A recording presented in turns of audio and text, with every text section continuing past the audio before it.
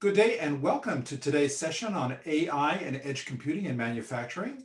I'm here with Michal Skubacz, Head of Industrial Software in the Motion Control Business Unit at Siemens Digital Industry. Welcome, Michal. Welcome. Thanks again for joining us today. And before we start talking specifically about AI and edge computing, I'm really interested to know more about how Siemens sees the whole digital transformation landscape. I note that you're now the head digitalization products at Motion, the head of digitalization products at Motion Control. And I'm sure you have insights about where the market is. Where do you see the state of the market right now? And what are the biggest drivers behind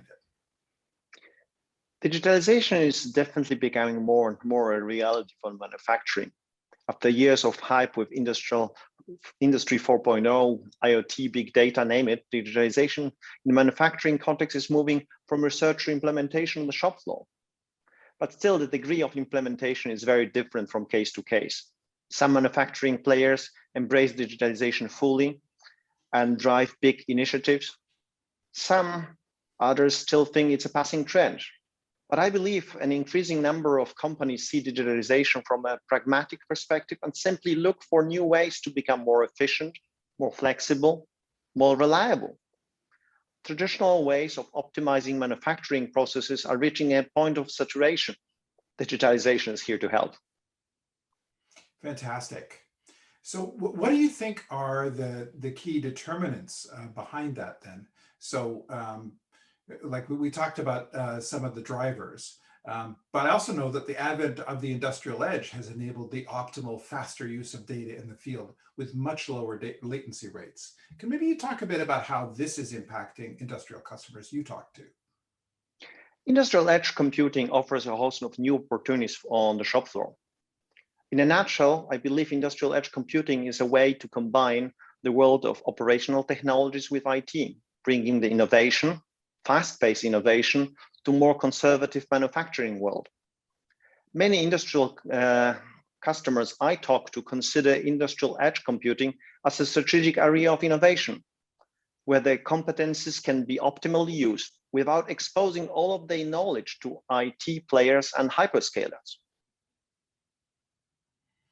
So in addition to that use of data in the field, edge computing is also well positioned to enable more effective AI deployments. With more real-time data, a richer range of real-time data sources, and more useful insights derived from that data by industrial AI. So with all of that, do you have recommendations and best practices that you can share from your experience with these kinds of deployments? AI technologies are becoming more and more everyday tool we should not be afraid to use. The challenge I have encountered many times in the context of AI in manufacturing is the lack of data, even more specifically, labeled training data. I would recommend, therefore, to allocate appropriate amount of time and resources committed to collecting and recording data samples. Introducing AI is not about hiring a data scientist and being happy about it. I mean, that's everybody seems to think so, but there are more and more integrated applications with AI embedded, and they can solve many problems without a data scientist, but they can solve no problems without data. So especially if you are in a niche, you need to spend spend time to collect the right data. Right. So it's not about just expanding the amounts of data points that you have, but it's making sure that, as you say, that you collect the right data. And then I would imagine on top of that, you've got also the analysis of that data, because that's where you're going to get the real insights. And that's where you're going to develop the real AI. Yeah, that's true. That's absolutely true. As I said, AI can be seen as a tool embedded in different programs, and then you don't talk about AI, but different applications simply apply AI. On the other side, you use different experts to derive some completely new knowledge in aspects which are very specific for your industry or your problem. There, you need to combine data, AI, and the humans trying to make something out of it. Right. And I guess that application of the humans is also going to be application of very specific knowledge about what the business issues are. that you face, so that when you take all of that data and you try and derive insights that you can apply, that those are going to be relevant insights, so that Of they can, course. yeah, that they can meet the business challenges. So as industrial companies broaden their deployments of AI and edge computing in their manufacturing operations, what are the key considerations you think they should be thinking about to shorten their innovation cycles in a way that doesn't create security or compliance issues? It may sound out of place, but I would recommend not trying to reinvent the wheel. I observed that many industrial companies try to build their own solutions from the scratch, assembling all of the technologies necessary for a solution on their own. This may be an attractive idea for a proof of concept, but not necessarily a successful strategy on the long run. I would rather recommend utilizing platforms addressing all the basic needs, including security, hardening, all those different things, nasty things that you have to spend a lot of time and money on, but they are not really addressing your problem, and concentrating on the area of competences instead of building a complete technology stack on your own. That makes a great deal of sense. And in some ways, it kind of goes against this idea that a lot of companies have of, okay, well, this will be a kind of a little experiment, a little skunkworks project, some sort of pilot. Then we'll kind of get that going, and then we'll see where we go from there. So what you're suggesting is actually don't do that. Learn from what other people have done, use standards, get this thing ready so that it'll actually be applicable in the real world. Is that a fair summation? I would probably propose something in between, a combination of both. You have to explore if you want to really do something innovative, or if you want to really move forward, and you have to explore. So there is probably nothing wrong in building experiments, and I would rather encourage everybody to do so. But the question is, do you have to start from the scratch? Do you have to take a piece of hardware, put an operating system on the top of it, and put all the different ingredients on your own?